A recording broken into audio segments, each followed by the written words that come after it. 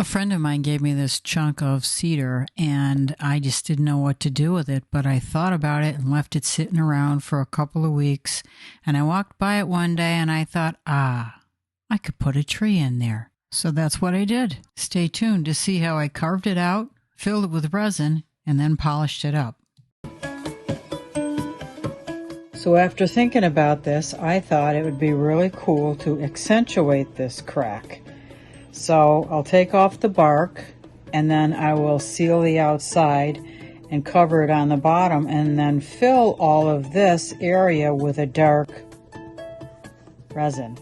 I'll also carve out these areas to accentuate the tree image that I'm going to put on this. It may end up being a table. I think a table's pretty good. It's a pretty thick piece of wood. It's got to be at least 2.5 inches thick. So I think it'll make a really nice tabletop.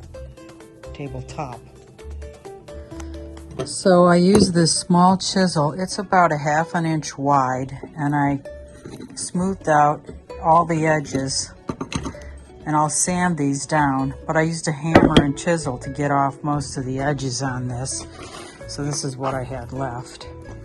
It was not all covered in bark. This area was, but this area was free of the bark. It had already fallen off. So I just shaped it, and this is what I ended up with. I made the base of the tree a little bit bigger, and what I'll do is I will, let me show you with some sawdust here. I will come over here and go all the way over to that. So this area here will all be filled with resin. I don't know if that's clear. But this area here and all the way up here, I'll carve this out. Carve all of this out. These lines will all be filled with resin. And what I thought about doing up here, where these cracks are, is possibly doing some kind of scene on it. So this looks like rays from the sun. I don't know, that may take away from it, so I have to think about that a little bit more. It's always a process when you're thinking and creating. So I sanded it down with an angle grinder and with sandpaper on it, 80 grit, and it leaves these marks because I'm not really doing it perfectly flat because it doesn't sit flat. The center thing is in the way, and there's probably another disc that I could use, but the one that I had on there was like this. So now I have an electric belt, not a belt sander, but an orbital sander that I will use next to get rid of all of this and make it flat. Why am I doing that? Because I'm going to put tape on this and a rim around this edge here. And once I get this rim over here, I'll flip it over. Then I can pour the resin into it.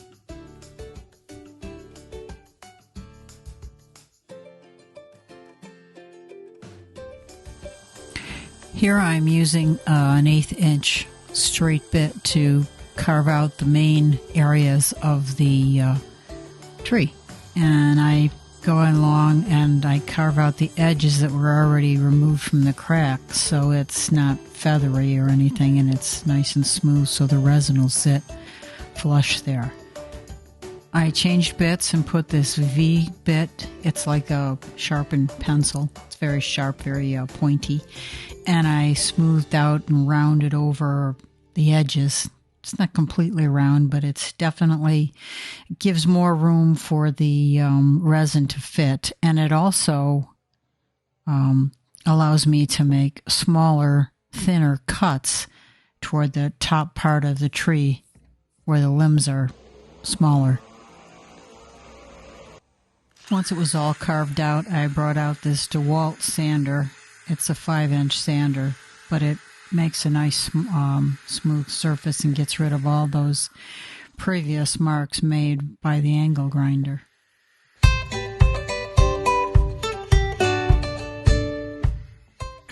After the top is all smoothed down, I work on the edges, and I sanded a little bit of a chamfer on this edge, but the main part was to get it kind of smooth. I'm using a file there trying to just smooth out some of those coarse edges and make it just nicer to touch.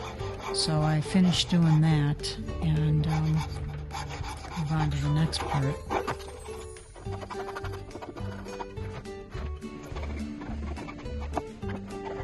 So looking back at this, what I should have done before I put resin on was to put a coat of urethane on to seal the areas of the wood that I didn't want affected by resin. But it didn't turn out. It's not a problem, it just, I think it would have been a better approach. But what I'm doing is I was adding this really quick dry resin and it just wasn't cutting it, so I ended up mixing, this was about 8 ounces, so 4 ounces of A, 4 ounces of B with the bronze resin in it. And I mixed this in a smaller cup and then I made the pour. But you can see I put this tuck tape, this red tape all around it. And that really seals the resin from seeping out, which it's a good tape. I'll add a link to that in the description below if you're interested in buying that.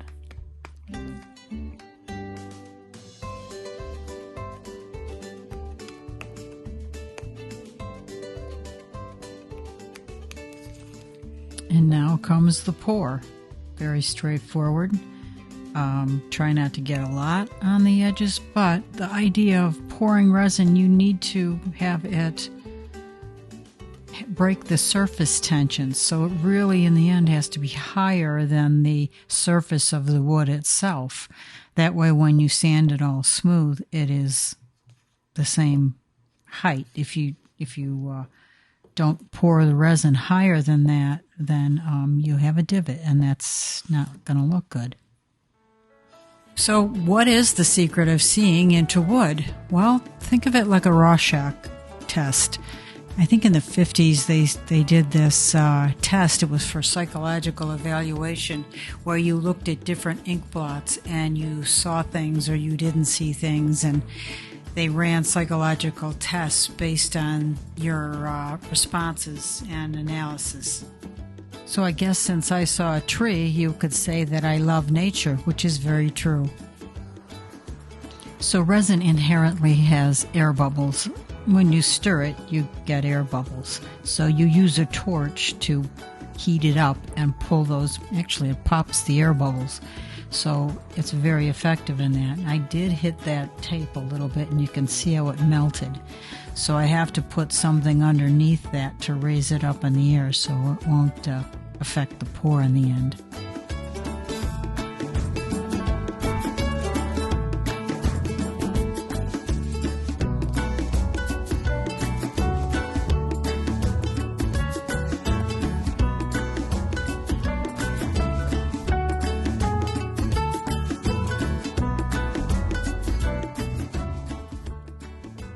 I did spray some isopropyl alcohol and got some cells. I'm pointing those out right now, and I just like that extra added look. Here it is after I sanded flat all of that resin, which took a bit of doing, but that's what you have to do. The next stage is to use a 220 sandpaper and just do some finalizing of sanding. So I added a coat of urethane on top of this once this was done, and then I sanded again, and then I sanded down to 800.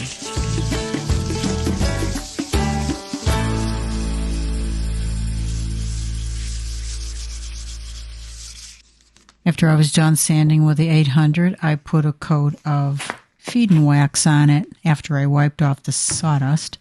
And then I sanded, in addition to wiping the feed-in wax on there, sanded it with the 800 again. So it is a really smooth surface. Feels great to touch.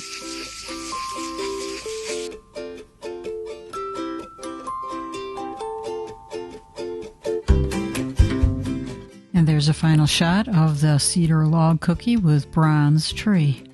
Thank you for watching. Please like and subscribe, and I'll see you next week.